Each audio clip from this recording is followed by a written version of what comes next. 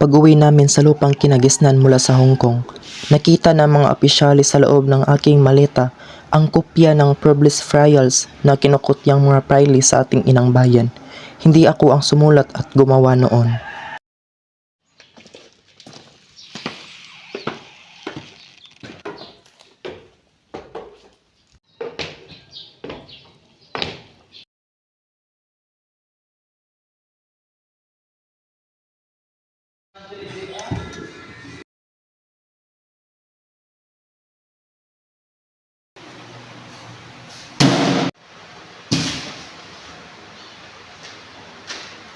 Ustaz Kastan! Ha? Ako?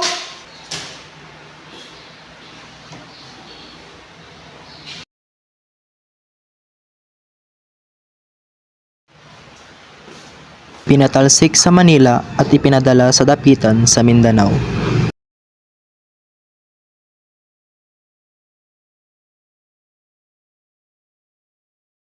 De nombre este Capitan Ricardo Carnicero, El Comida Dapitan.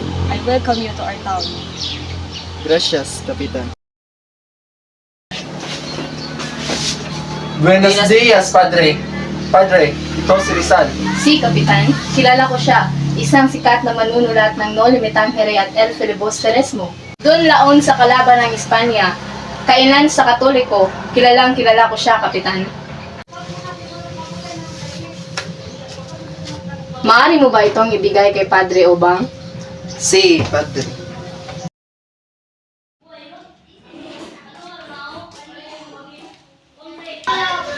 Gracias, Kapitan.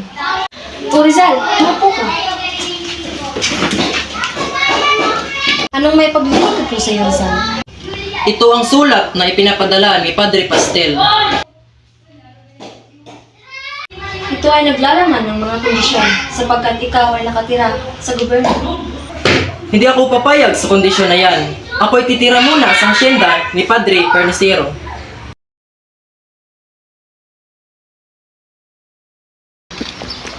Maaari kang maging malaya, mamasyal, at sumakay sa paborito mong kabayo. Ako'y nagagalak at natutuwa. Maraming salamat, Kapitan.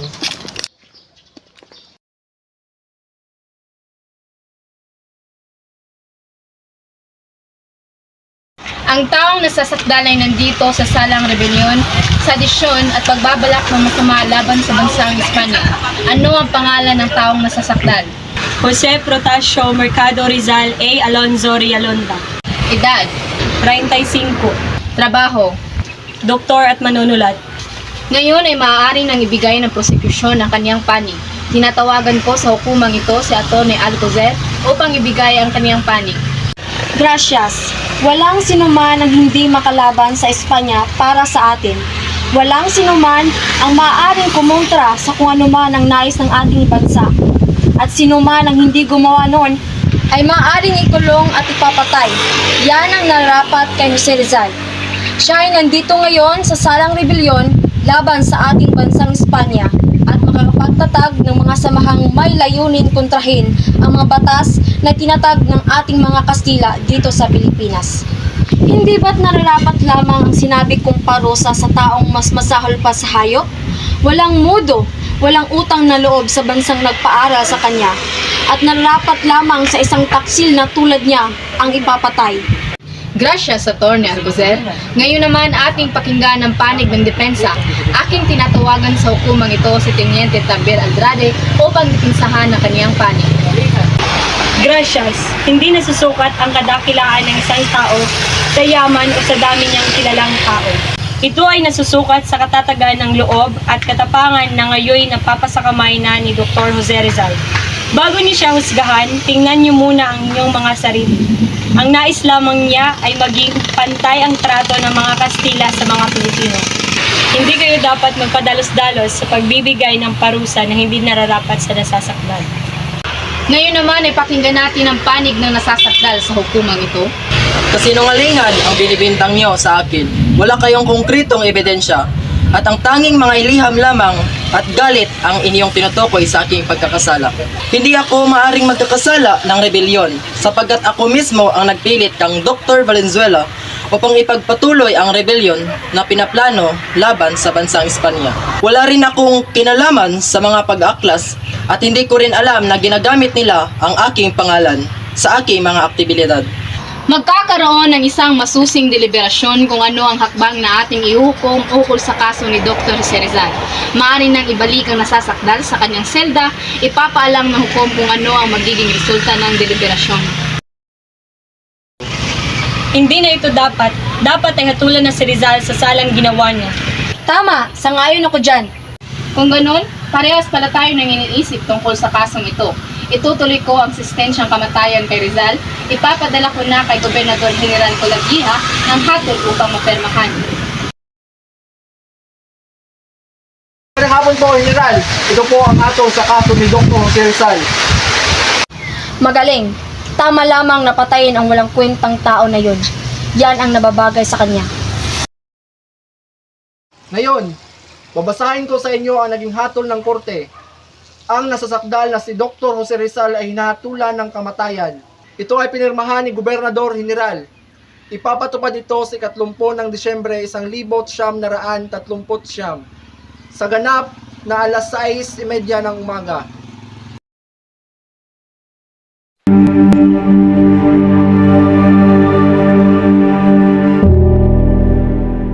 May bisita ka! Patawad, ginawa na namin ang lahat, pero ang desisyon ng hukuman ay di naaayon sa katotohanan. Kung kailangan mangyari ito, kung kailangan magbuwis ako ng buhay, alang-alang sa inang bayan, gagawin ko ito ng buong dangal at tapak. Pinapahanga mo talaga ako, Rizal. Wala pa akong kilalang tao na kayang buwis ang kanyang buhay para sa kanyang bayan. Ako'y nalulungkot sapagkat hindi kita naipagtanggol sa kanila. Huwag kang mag-alala, Teniente. Pinapahanga mo talaga ako sa pinapakita mong tapak. Dugong Pilipino talaga dumadaloy sa iyong katawan. Nandito ang iyong inat, kapatid! Anak ko! Ina, bakit po kayo nandito? Anong gagawin nila sa'yo? Huwag kang mag-alala, Ina. Para po ito sa ating bayan. Sana po ay patawarin niyo po ako sa nagawa kong mga kasalanan. Tama na yan! Tama na yan! Bawal ang tagal! Trinidad! Buksan mo ito. Pagkatapos ng aking kamatayan, there is something inside. Makakaasa ka, kapatid. Tama na yan! Alis na!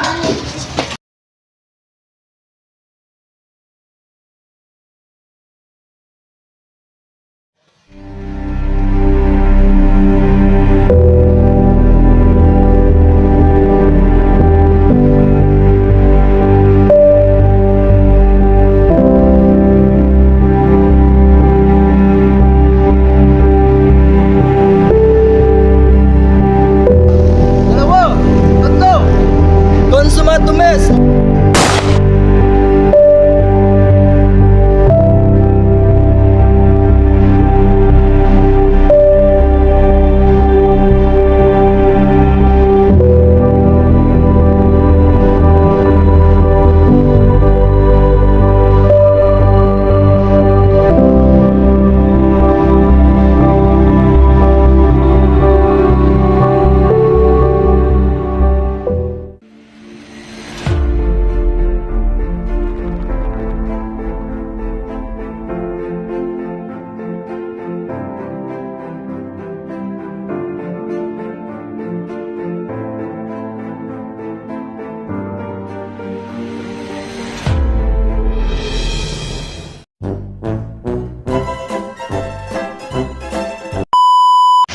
Consumato mes!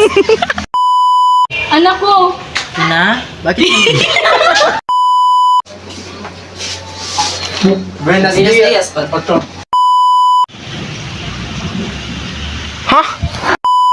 Paano na yung anak natin? Anak ko! Ina, bakit?